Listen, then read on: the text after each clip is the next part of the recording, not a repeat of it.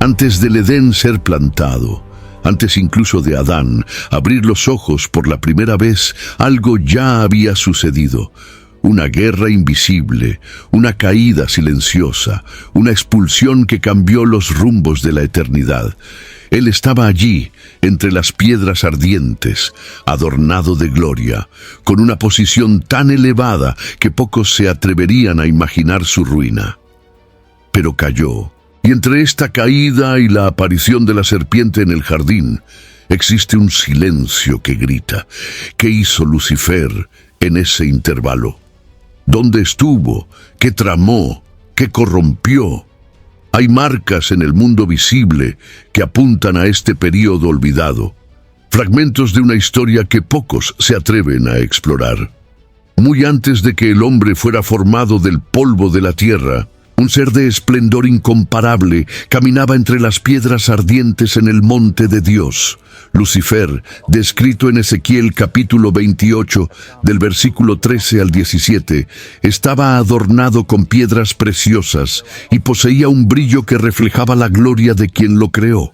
Él no solo era bello, también era sabio y ocupaba una posición de gran autoridad entre los seres celestiales. Pero dentro de él nació algo que ni los ángeles esperaban: la soberbia. La perfección se corrompió por el orgullo, y el corazón que un día exaltaba al Creador pasó a codiciar el trono divino. Lucifer deseó subir por encima de las estrellas de Dios y establecer su trono en el monte de la congregación, como revela Isaías, capítulo 14, del versículo 12 al 15. Esta ambición no nació de un impulso momentáneo, sino que fue cultivada, alimentada por el fascino de ser adorado. Él quería para sí la gloria que pertenece únicamente al Altísimo. En lugar de cuidar la creación con celo, comenzó a conspirar contra ella. El querubín que un día protegía, ahora planeaba dominar. La rebelión, inicialmente silenciosa, se transformó en una guerra que manchó los cielos con el peso de la desobediencia. Su expulsión no fue solo una remoción física, sino una desconexión espiritual y eterna de la presencia de Dios. Él fue lanzado fuera como un profanador, y su caída fue tan profunda como su exaltación había sido elevada. La gloria que lo revestía se convirtió en tinieblas, y su sabiduría fue contaminada por astucia. A partir de ese momento, dejó de ser portador de luz y se convirtió en adversario, el acusador, el engañador. La ruina de Lucifer no fue solo una caída de estatus, sino la destrucción de su esencia. La naturaleza de su caída también revela algo importante sobre el carácter de Dios. Incluso los seres más exaltados no están por encima de la justicia divina. La santidad del Creador no tolera rebelión, y el cielo no es lugar para orgullo. La reacción divina fue inmediata e irrevocable. En el instante en que el pecado fue hallado en el corazón de Lucifer, él perdió su lugar. Incluso rodeado de esplendor y autoridad, su ambición reveló la fragilidad de quien se aleja de la sumisión al Señor. Pero la historia del enemigo no terminó en la caída. Expulsado del Monte Santo, él no desapareció. Le quedaba ahora una nueva motivación: destruir todo lo que Dios amaba. Su rencor no miraba solo al trono divino, sino que se volvería hacia la creación terrenal que pronto surgiría. En ese intervalo entre su caída y la creación del hombre, él comenzó a actuar en los bastidores de la historia, preparándose para el momento en que podría sembrar duda, orgullo y destrucción en los que llevaban la imagen del Creador. Génesis capítulo 1, versículo 2, describe un escenario enigmático. La tierra era sin forma y vacía, había tinieblas sobre la faz del abismo, y el Espíritu de Dios se movía sobre las aguas. Muchos estudiosos ven en este versículo más que un relato geológico. Ven en él los ecos de una catástrofe cósmica. La Tierra, que podría haber sido creada en perfección, surge inicialmente cubierta por oscuridad, como un escenario que atestiguó las consecuencias de la rebelión celestial. Las tinieblas no son meramente ausencia de luz, sino que indican la presencia del caos espiritual instaurado tras la caída. La caída de Lucifer no se limitó al cielo. Sus implicaciones resonaron en el orden natural. El universo, creado en armonía, fue sacudido por la desobediencia de aquel que se atrevió a desafiar al Creador. La tierra, ahora desordenada, puede haber sido un reflejo físico de un disturbio espiritual. Es como si el propio planeta llevara las cicatrices de la guerra invisible que había sido librada en los cielos. La presencia del abismo y de las aguas profundas en esta etapa inicial de la creación sugiere un estado de suspensión, de espera, como si algo grandioso estuviera a punto de ser restaurado o rehecho. Este intervalo misterioso entre Génesis capítulo 1, versículo 1 y Génesis capítulo 1, versículo 2, plantea cuestiones que desafían incluso a los más experimentados intérpretes de las Escrituras. Algunos teólogos ven allí un vacío temporal, donde la tierra pudo haber pasado por un juicio anterior a la creación del hombre. Si este es el caso, ese vacío y forma desorganizada no sería el inicio, sino una consecuencia. El mundo como lo conocemos hoy quizás haya nacido de un nuevo comienzo, de un acto de misericordia, tras una gran devastación espiritual provocada por el pecado original de Lucifer. Dentro de este escenario de caos, Dios no estaba ausente. El texto afirma que el Espíritu de Dios se movía sobre las aguas. Esto nos muestra que incluso en medio de las tinieblas más densas, la presencia divina se mueve con intención y poder. El Espíritu moviéndose es una imagen de esperanza, de restauración inminente. Hay una promesa embutida ahí. Por más que el mal haya intentado corromper la creación, Dios no dejó que el caos tuviera la última palabra. Él observa, interviene y transforma. Por lo tanto, antes de que el Edén floreciera en su belleza, hubo una tierra en sombras, quizás contaminada por ecos de rebelión. Y Lucifer, ya caído, observaba este nuevo mover del Creador con atención. El escenario se estaba preparando, y él sabía que la próxima creación de Dios, el hombre, llevaría algo que él había perdido para siempre: comunión directa con el Altísimo. El resentimiento crecía y el caos que lo precedía sirvió solo como el telón de fondo para la estrategia que estaba por venir. La caída de Lucifer no fue un acto solitario. Al rebelarse contra Dios, sedujo con sus palabras y promesas a una fracción significativa de los ángeles celestiales. Apocalipsis capítulo 12, versículo 4, hace alusión a esto al afirmar que la cola del dragón arrastró consigo la tercera parte de las estrellas del cielo. Esta metáfora revela algo profundamente perturbador. Seres creados para servir, alabar y guardar la presencia de Dios fueron convencidos a oponerse a Él.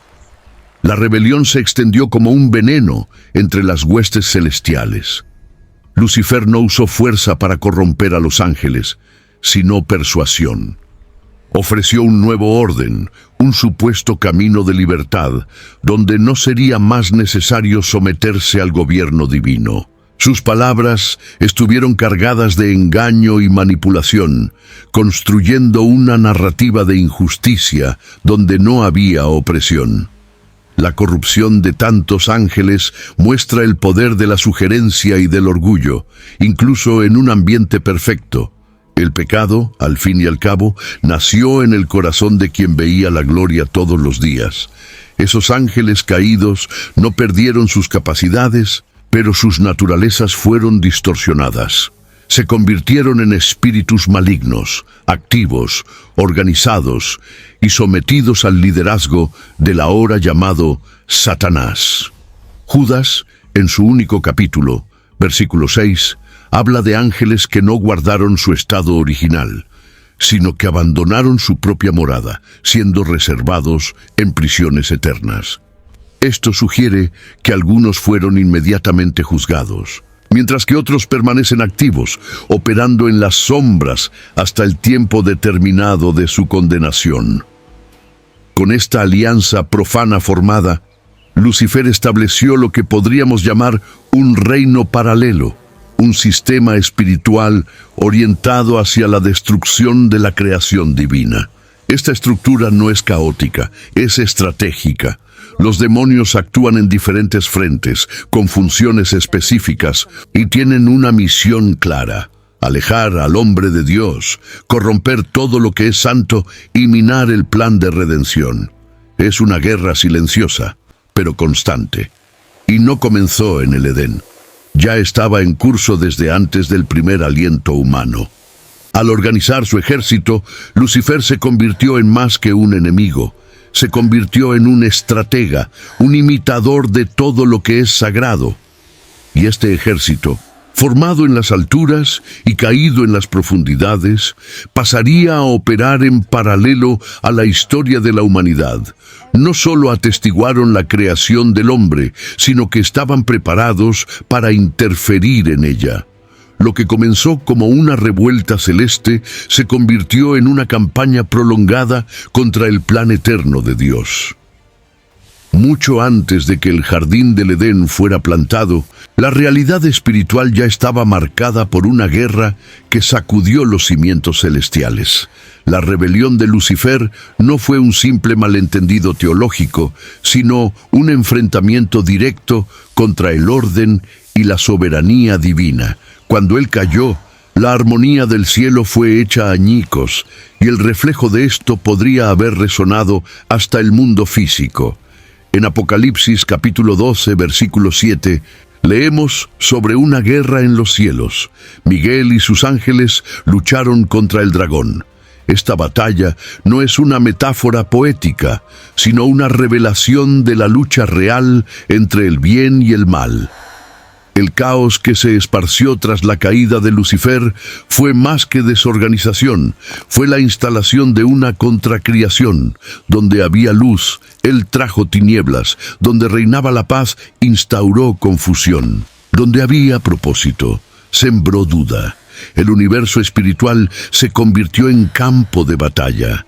Este conflicto espiritual dejó huellas, y muchos estudiosos creen que la tierra sin forma y vacía, de Génesis capítulo 1, versículo 2, representa los escombros de esta guerra inicial.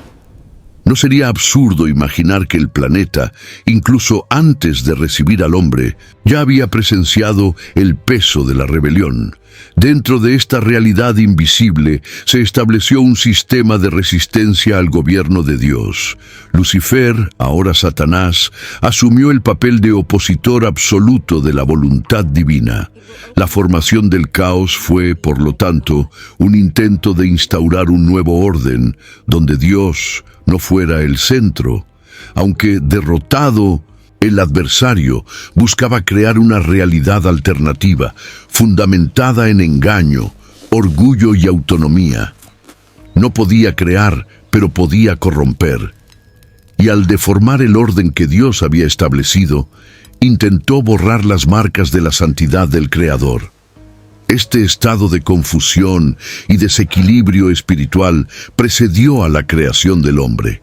Cuando Dios comenzó a dar forma al mundo, separando luz de tinieblas y aguas de la tierra seca, no estaba solo organizando materia, estaba restaurando algo que había sido afectado por una rebelión cósmica. El acto creativo divino era también un gesto de soberanía. Dios reafirmaba su autoridad ante una creación que había atestiguado insubordinación. Y aún con el enemigo al acecho, Dios siguió con su plan, pues nada podría detener el propósito eterno. La formación del caos, por lo tanto, no fue un accidente, sino un estadio dentro de un gran drama cósmico. El mundo natural cargaba, aunque invisiblemente, las cicatrices de esta guerra. Y cuando el Edén fue finalmente plantado, el campo de batalla fue desplazado. Lo que antes se daba en los cielos, ahora comenzaría a desarrollarse entre los hombres. El conflicto espiritual estaba lejos de haber terminado, solo cambiaba de escenario. Entre el primero versículo de Génesis, que afirma que Dios creó los cielos y la tierra, y el segundo, que describe la tierra como sin forma y vacía, existe un intervalo que ha intrigado teólogos y estudiosos durante siglos. Este silencio entre la creación y el caos plantea la hipótesis de que algo grave ocurrió entre un acto y otro. No hay mención directa a una destrucción, pero la ausencia de detalles es, por sí sola, una sugerencia poderosa. Habría sido allí el momento de juicio contra la rebelión de Lúcer, o un tiempo de espera para una redención que aún no se había manifestado. Esta posibilidad es sustentada por pasajes como Jeremías capítulo 4, versículos 23 al 26, que describen una visión de la tierra como sin forma y vacía, donde no había hombre, y todas las aves del cielo habían huido. El texto de Jeremías, aunque aplicado al juicio sobre Judá, lleva un lenguaje que resuena con el estado inicial del planeta. Esto nos invita a reflexionar si aquella desolación espiritual descrita en Génesis no habría sido también resultado de una acción punitiva divina contra los actos del querubín caído y sus seguidores. Durante este silencio, la presencia del Espíritu de Dios sobre las aguas revela que el Señor no había abandonado su creación. El silencio no era ausencia, sino preparación. Mientras el caos reinaba, Dios estaba en control, observando, planeando, esperando el momento exacto para restaurar y comenzar de nuevo. En lugar de borrar el mundo corrompido, Él decide reformarlo, evidenciando su misericordia. Esta pausa entre el juicio y la nueva creación es un atisbo del corazón de Dios, justo, pero también paciente y redentor. El silencio entre Génesis 1 y 2 puede ser entendido como un tiempo de transición, donde el cielo determinaba los rumbos de lo que aún sería creado. Lúcer, ahora expulsado, contemplaba la obra de Dios con rencor. Él sabía que la próxima creación sería especial, y cada movimiento del Creador, separando luz de las tinieblas, afirmando los cielos, creando los mares, era, a los ojos del enemigo, una amenaza, porque el Dios que lo había lanzado fuera ahora demostraba que su gloria no sería vencida por el orgullo de un ángel. Esta pausa silenciosa lleva una profunda enseñanza. Incluso cuando parece que nada está sucediendo, Dios está actuando. El intervalo entre el caos y la nueva creación nos recuerda que el mal nunca tiene la última palabra. Lúcer puede haber provocado desorden, pero Dios responde con redención. El silencio fue solo el preludio de un nuevo comienzo. Hay una corriente de pensamiento que considera la posibilidad de que Lúcer haya ejercido algún tipo de dominio sobre reinos primitivos antes de la formación del hombre. Esta hipótesis se basa en parte en el lenguaje utilizado en Ezequiel, capítulo 28, donde se dice que estaba en el Edén y era ungido como querubín protector, además de tener dominio e influencia antes de ser hallado en iniquidad. Esto puede indicar que ocupaba una posición de autoridad sobre alguna estructura o sistema anterior al Edén terrenal. Si había algún tipo de orden anterior a la creación descrita en Génesis capítulo 1, versículo 3 en adelante, entonces es plausible considerar que Lúcer ejercía liderazgo en un plan creado por Dios, tal vez incluso sobre la tierra primitiva. Su caída, por lo tanto, no habría ocurrido solo como un acto de orgullo, sino como un intento de usurpar completamente esa estructura que le había sido confiada. Él deseaba más que gloria, quería ser como el Altísimo, gobernando con independencia absoluta. La destrucción de esos reinos, si es que existieron, puede haber sido lo que llevó a la tierra a convertirse en sin forma y vacía, como ya se ha descrito. Esto no contradice el texto de Génesis, sino que ofrece una perspectiva más amplia sobre la profundidad de la rebelión.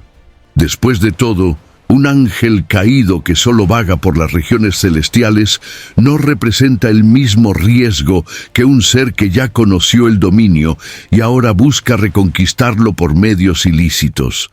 La caída de Lúcifer puede haber sido, por lo tanto, también una deposición de gobierno, un juicio sobre un líder que abusó de su autoridad.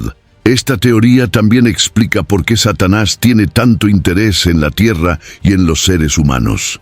Si él ya había ejercido algún tipo de dominio aquí, ver al hombre siendo colocado como administrador de la creación fue para él un insulto personal.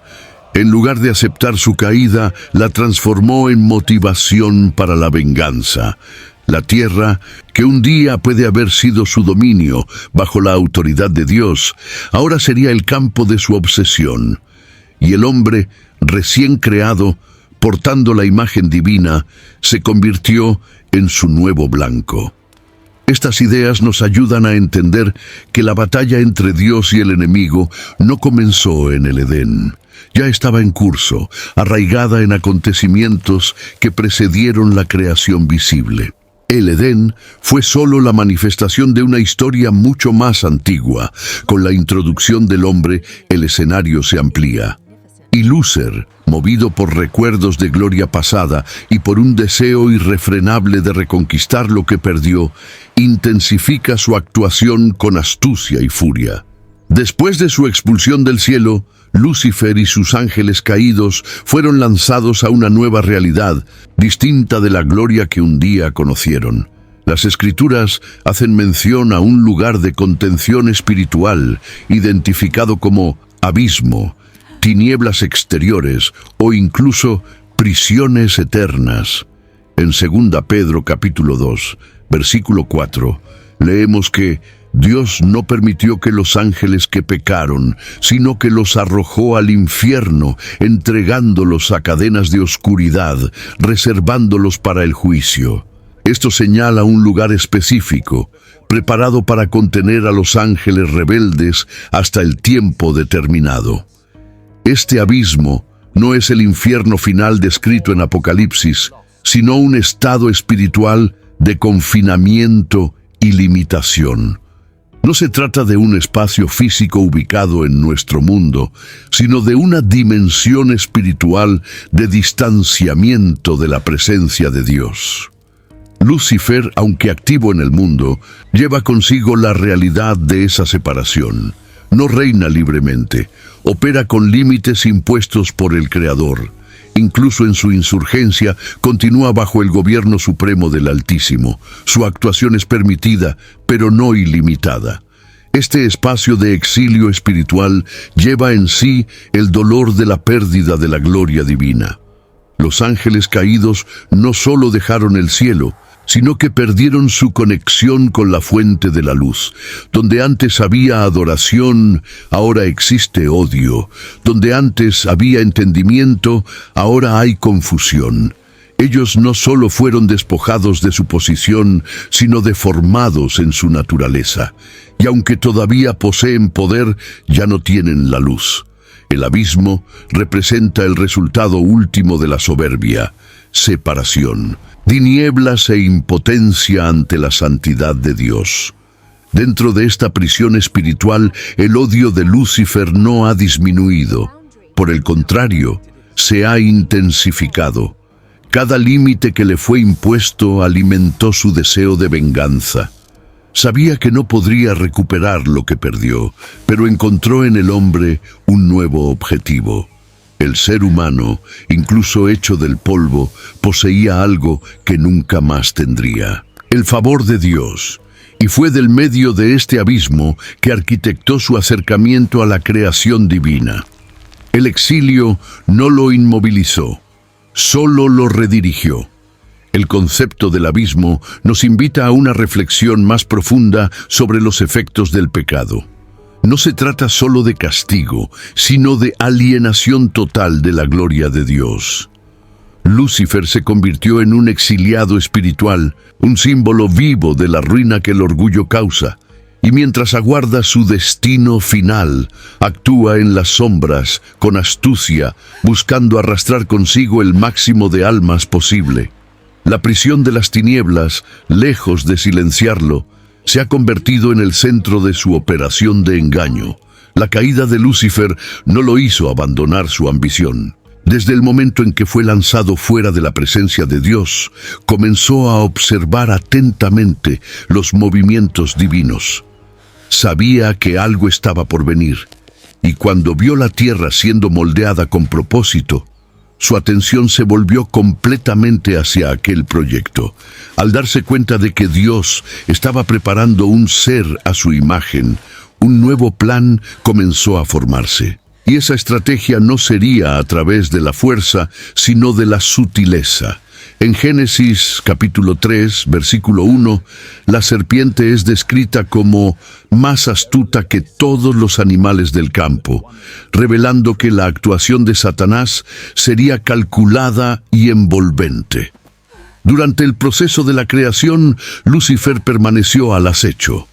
No podía impedir lo que Dios hacía, pero podía prepararse para interferir. El silencio del texto bíblico sobre este intervalo entre la creación de la tierra y la tentación en el Edén no es vacío, es denso de significados.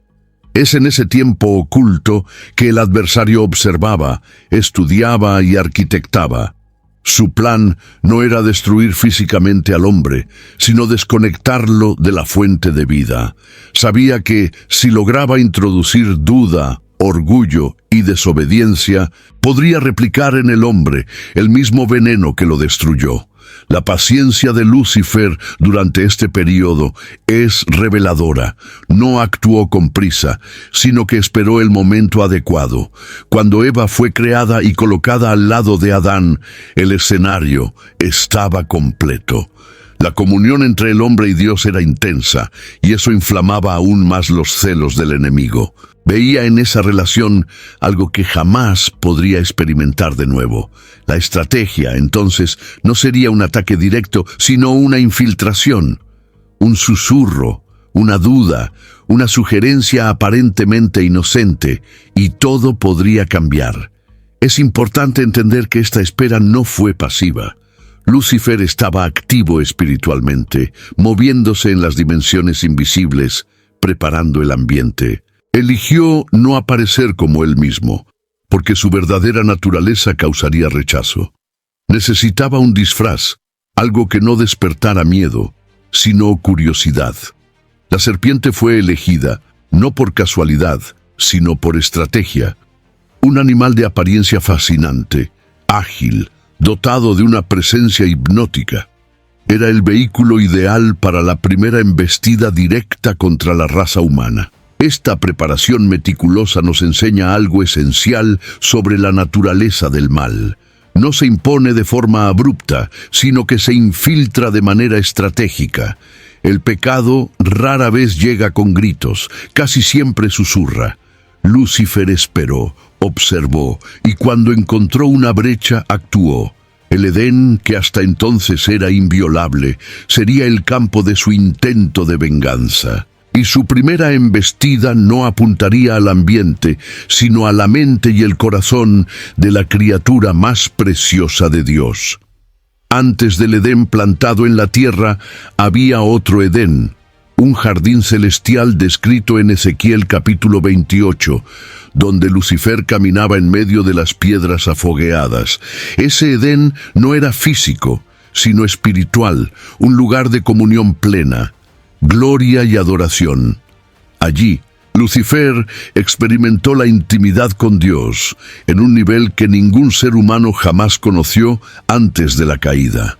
Él fue vestido con piedras preciosas, puesto como querubín de la guarda y colocado en posición de extrema honra. Era el ápice de la creación angelical, pero allí mismo, en ese Edén celestial, nació la iniquidad.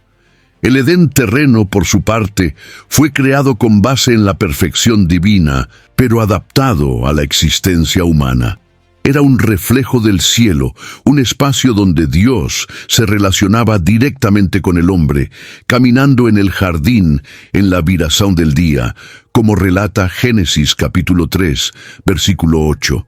Era un ambiente de pureza, belleza y armonía, un santuario de comunión. Pero al mismo tiempo, era el nuevo escenario donde la antigua guerra espiritual se manifestaría de forma visible. El jardín de la tierra se convirtió en el centro del conflicto entre dos reinos. Lucifer conocía bien la idea de un Edén.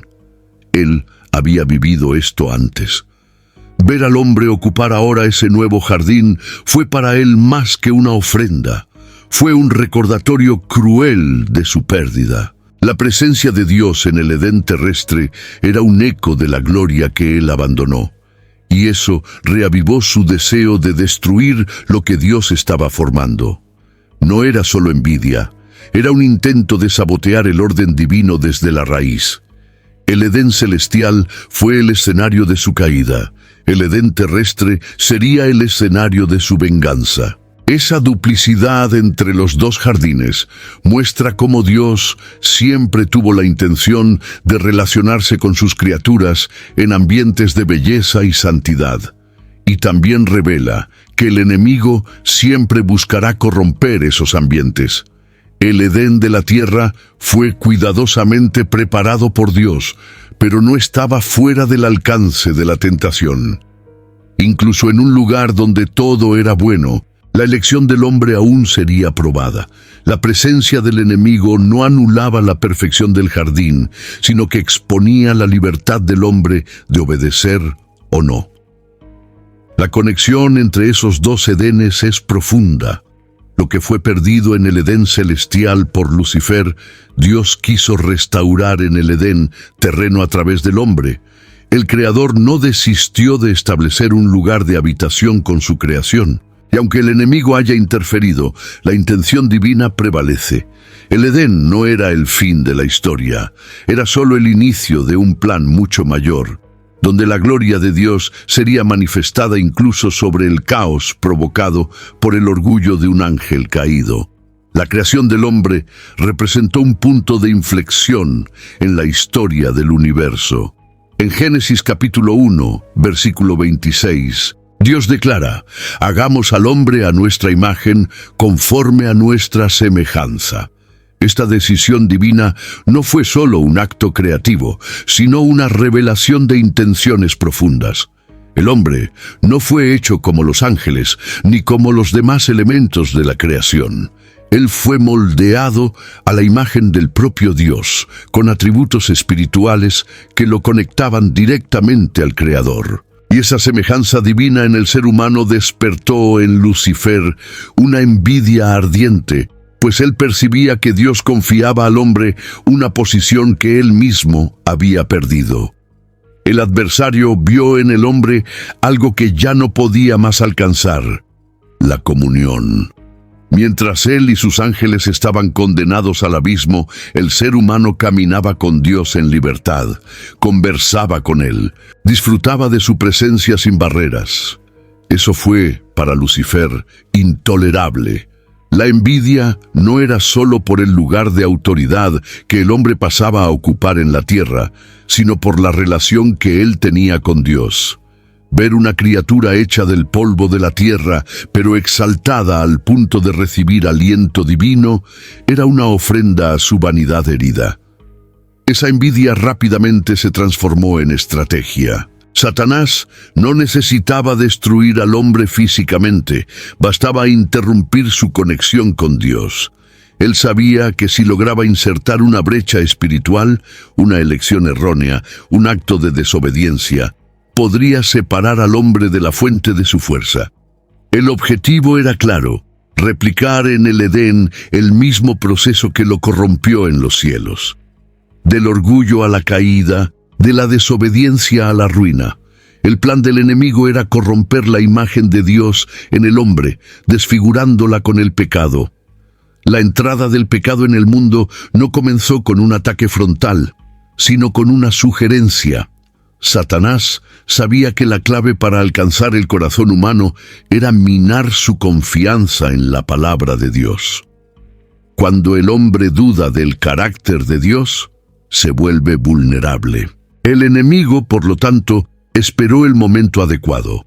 Observó, analizó, y cuando se dio cuenta de la fragilidad emocional de Eva frente al árbol, lanzó su semilla de engaño.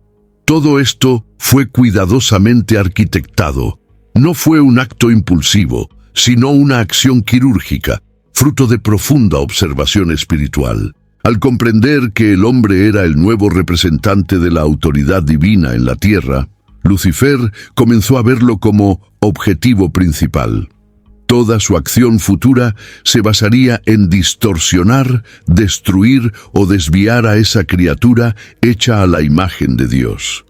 La llegada del hombre no solo desencadenó la envidia del enemigo, sino que también activó una guerra espiritual que se extendería por todas las eras, y el Edén, inicialmente un jardín de delicias, se convertiría en el primer campo visible de esta batalla milenaria. Cuando llegó el momento de actuar, Lucifer no se presentó como un ser celestial resplandeciente. Él no apareció como un ángel, tampoco en su forma espiritual. Eligió, en vez de eso, la figura de la serpiente. Génesis capítulo 3, versículo 1, destaca que la serpiente era más astuta que todos los animales del campo que el Señor Dios había hecho. Esta descripción no es trivial. Revela que la elección del disfraz fue intencionada. Lucifer sabía que para seducir no podía causar temor. Necesitaba provocar fascinación. La serpiente, en la cultura del antiguo Oriente Medio, simbolizaba sabiduría, misterio y poder oculto. Era un animal de apariencia elegante, movimientos hipnóticos y presencia silenciosa. Al incorporarla, el enemigo disfrazó su verdadera naturaleza detrás de algo aparentemente inofensivo. Este método revela la esencia de su actuación. Él siempre se disfraza de algo familiar, algo que no asusta, sino que encanta. Segunda de Corintios, capítulo 11, versículo 14. Afirma que Satanás se transforma en ángel de luz, reforzando la idea de que su enfoque es, casi siempre, enmascarado de verdad. Esta elección también revela un punto teológico profundo. El mal rara vez se presenta como mal. Se oculta bajo capas de belleza, lógica y hasta espiritualidad. Al usar la serpiente, Lucifer no solo se escondía, sino que también exploraba la curiosidad humana. Sabía que Eva, aún en su estado de inocencia, no tendría defensas emocionales o espirituales suficientes para discernir el peligro detrás de esa voz seductora. Era una trampa montada con precisión. El engaño estaba en el tono, en las palabras cuidadosamente elegidas, en la promesa sutil embebida en la conversación. Otro detalle relevante es que la serpiente en aquel estadio de la creación no representaba amenaza. Era parte del entorno del Edén, coexistía con los demás animales y no había aún ningún motivo para temerla. Lucifer se valió de eso. No eligió una criatura aterradora o grotesca, sino algo natural, integrado al cotidiano del jardín. Este enfoque nos enseña que muchas veces los mayores peligros espirituales no vienen de donde esperamos, sino de donde menos sospechamos. El engaño es más eficaz cuando no parece engaño. Al elegir la serpiente, Lucifer demostró su habilidad como estratega espiritual. No atacó al hombre con fuerza, sino con astucia. No impuso miedo, sino que lanzó duda. El éxito del plan dependía de parecer inofensivo. Y fue exactamente eso lo que hizo que la tentación fuera tan eficaz. Al darse cuenta de que podía manipular la realidad usando símbolos comunes, estableció el estándar de todas sus acciones futuras. El engaño disfrazado de verdad, el veneno servido en copa dorada. Las palabras de la serpiente fueron simples, pero cargadas de veneno. En Génesis capítulo 3, versículo 1, ella pregunta, ¿es así como Dios dijo, ¿no comeréis de todo árbol del jardín? Esta pregunta, sutil y aparentemente inocente, fue la primera torsión de la palabra de Dios registrada en la historia de la humanidad. Lucifer no comenzó atacando directamente la prohibición divina. Sembró duda sobre la bondad del Creador.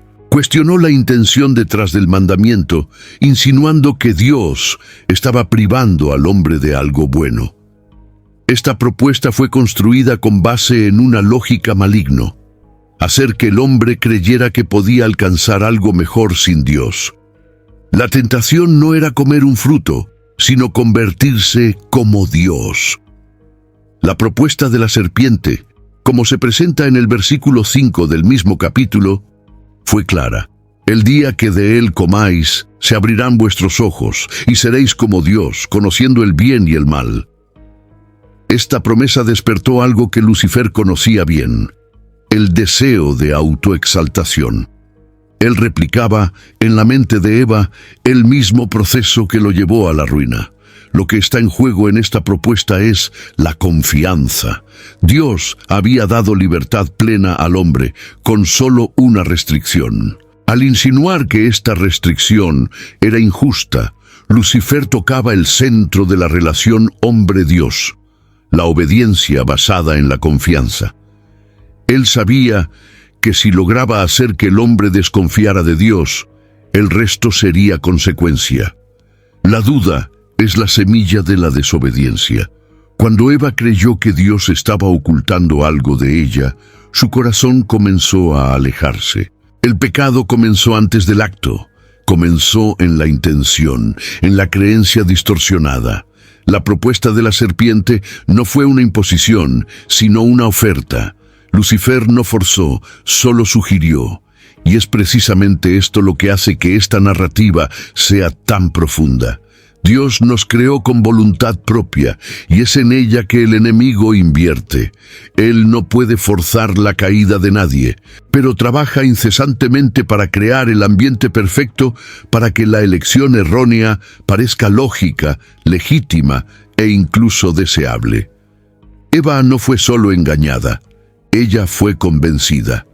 Y esta convicción fue construida sobre una base de medias verdades. La primera tentación de la historia revela que el pecado, en la mayoría de los casos, se presenta como una promoción de libertad. Tú serás como Dios. No sonaba como rebelión, sonaba como evolución. Y este es el gran peligro. La propuesta de la serpiente era más que una transgresión a una orden divina. Era la introducción de un nuevo sistema de pensamiento, donde el hombre se ponía en el centro y Dios a la margen. Era el nacimiento de una mentalidad caída que resonaría a través de toda la historia de la humanidad. ¿Deseas que continúe con los próximos 3 subtemas? Cuando Adán y Eva comieron del fruto prohibido, algo invisible pero profundamente real se rompió. Génesis capítulo 3, versículo 7, afirma que se abrieron entonces los ojos de ambos y conocieron que estaban desnudos. La desnudez, hasta entonces símbolo de inocencia y libertad, se convirtió en una señal de vergüenza y separación. Esta vergüenza fue el primer fruto visible del pecado, revelando que el vínculo espiritual entre el hombre y Dios había sido cortado. Luther no solo presenció esto, él lo ideó.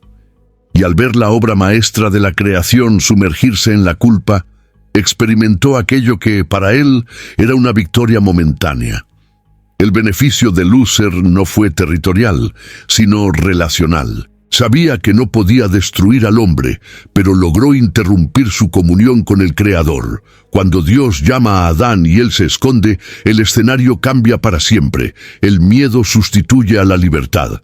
La intimidad cede lugar a la desconfianza. El enemigo había, por fin, logrado introducir en el hombre la misma esencia que lo llevó a la caída, el alejamiento de la presencia de Dios. Ese era su objetivo desde el principio, hacer que el hombre experimentara el dolor de la separación que él mismo ya conocía. Esta ruptura también fue jurídica. El hombre, al pecar, se sometió a un nuevo Señor. Romanos capítulo 6, versículo 16, enseña que a quien ustedes ofrecen a sí mismos como siervos para obedecer, de ese mismo, a quien obedecen, son siervos. Luther se convirtió, en ese instante, en el príncipe de este mundo, como Jesús lo llamó en Juan, capítulo 12, versículo 31. Ganó dominio sobre la mente, los deseos y la trayectoria espiritual de la humanidad, pues el hombre, al obedecer su voz, le entregó autoridad que antes estaba bajo el mando de Dios. Sin embargo, el enemigo no lo ganó todo, no conquistó el corazón del Creador, ni eliminó el plan divino. El propio Dios, al proferir juicio sobre el pecado, reveló también su promesa de redención. Lo que Luther pensaba que era una victoria total era, en verdad, solo el comienzo de una historia mucho mayor. La caída del hombre hirió el corazón de Dios, pero no lo desmotivó. El Señor decidió actuar, no para destruir, sino para rescatar. Y en ese rescate, Luther encontraría su mayor fracaso en el futuro. El beneficio real de Satanás con la caída fue la multiplicación de su esencia. Vio en el hombre caído un reflejo de su propia rebelión, y eso le dio terreno fértil para expandir su reino de engaño. Pero al mismo tiempo, el Edén se convirtió en el lugar de la primera promesa mesiánica, y eso selló el destino final del engañador. La victoria momentánea de Luther llevaba en sí la semilla de su derrota definitiva. El veneno que él plantó en el Edén sería, en breve, combatido por un antídoto eterno. El enfrentamiento final del capítulo 3 de Génesis no es solo un momento de juicio.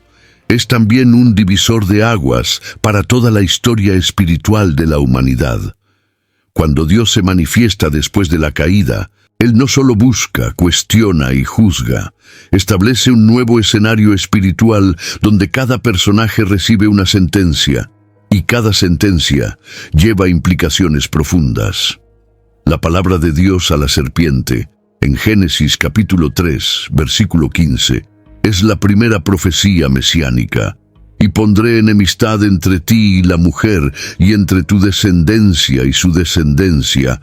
Ésta te herirá la cabeza, y tú le herirás el talón. Esta sentencia no es solo castigo, es anuncio. Dios declara que de la mujer vendría un descendiente que aplastaría la cabeza de la serpiente. Para Luther, esto fue un golpe inesperado. Había logrado desviar al hombre, pero ahora escuchaba de la propia boca de Dios que a través de la misma humanidad que él corrompió, surgiría su ruina. La maldición que le fue impuesta era más que un límite físico. Era una condena espiritual que anticipaba su derrota. Él arrastraría, pero nunca más dominaría por completo. Adán y Eva también escucharon sus sentencias, pero incluso en ellas había esperanza. A la mujer se le prometió dolor, pero también maternidad. Al hombre se le impuso fatiga, pero con ella vino la responsabilidad. Ambos serían expulsados del Edén, pero no abandonados. Dios provee vestiduras para cubrirlos, como se describe en Génesis capítulo 3, versículo 21, lo que apunta al primer acto de redención simbólica. La sustitución de hojas por pieles, exigiendo derramamiento de sangre, era el comienzo del camino de la cruz, aunque en figura.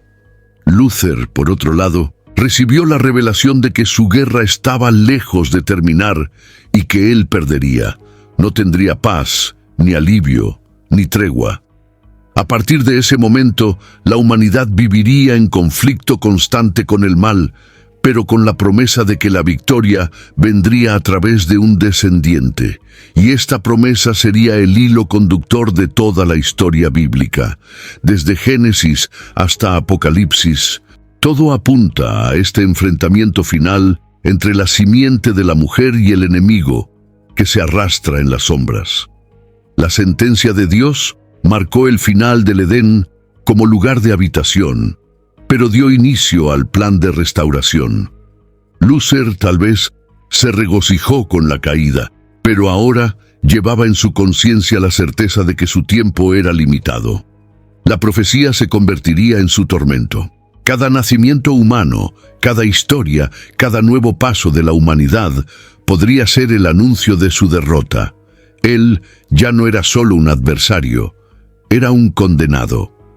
Con la expulsión del hombre del Edén, Lucifer pasó a actuar abiertamente en el mundo. El libro de Job, capítulo 1, versículo 7, lo retrata rodeando la tierra y paseando por ella, lo que revela que su actuación no cesó después del Edén, sino que se intensificó. Se convirtió en el acusador, el adversario persistente de la humanidad. Desde los primeros capítulos de Génesis hasta los eventos finales del Apocalipsis, aparece como figura constante, manipulando, destruyendo, corrompiendo. Su guerra, iniciada en los cielos, se expandió sobre la tierra y su objetivo permanece: separar al hombre de Dios. A lo largo de las Escrituras vemos la actuación del enemigo moldeando sistemas, culturas e imperios. Incitó a Caín contra Abel, corrompió generaciones con idolatría, tentó reyes y profetas e incluso tentó al propio Hijo de Dios en el desierto. En Mateo capítulo 4, versículo 9, ofrece a Jesús todos los reinos del mundo, si postrado me adoras. Esta propuesta revela que aún se ve como gobernante, aún anhela adoración, aún busca usurpar lo que pertenece al Altísimo. Su plan nunca ha cambiado, solo se ha adaptado a las eras. Sin embargo, en cada acción maligna, Dios preservó su promesa. La historia bíblica es, en gran parte, la revelación de la fidelidad divina en medio de la actuación del mal. Lucifer actúa con libertad limitada, y cada una de sus embestidas sirve, al final, para demostrar el poder y la justicia de Dios. El clímax de esta realidad se manifiesta en la cruz, donde el descendiente prometido de la mujer, Jesús Cristo, vence el pecado y la muerte. En Colosenses capítulo 2, versículo 15, leemos que Cristo, despojando a los principados y potestades, los expuso públicamente al desprecio, triunfando sobre ellos en la cruz. Desde entonces, Lucifer sabe que su destino está sellado. Su derrota es cierta, pero su furia permanece. Apocalipsis capítulo 12, versículo 12, afirma que descendió con gran ira, sabiendo que poco tiempo le queda. Este tiempo, aunque para nosotros parezca extenso, es corto ante la eternidad. Hoy actúa como engañador, cegando mentes, distorsionando verdades, seduciendo con doctrinas mentirosas. Su campo de batalla son las ideas, los deseos, las elecciones del corazón humano.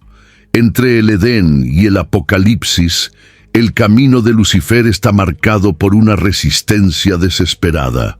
Sabe que será lanzado al lago de fuego, como revela Apocalipsis capítulo 20, versículo 10. Pero hasta entonces hará todo lo posible para retrasar, corromper y arrastrar consigo a cuantos pueda. Sin embargo, la historia ya ha sido escrita, y su fin es cierto. La luz prevalecerá sobre las tinieblas, y el Creador triunfará sobre la criatura. El plan que comenzó antes del tiempo se consumará en la eternidad. ¿Has reflexionado sobre cuántas verdades están escondidas entre los versículos que leímos hace décadas? Comparte en los comentarios lo que descubriste hoy. Tu experiencia puede despertar otros corazones. Envía este video a alguien que, como tú, valora los misterios de la palabra. Y si aún no formas parte de esta comunidad, suscríbete. Aquí, cada nueva revelación puede reavivar una fe que el tiempo nunca apagó.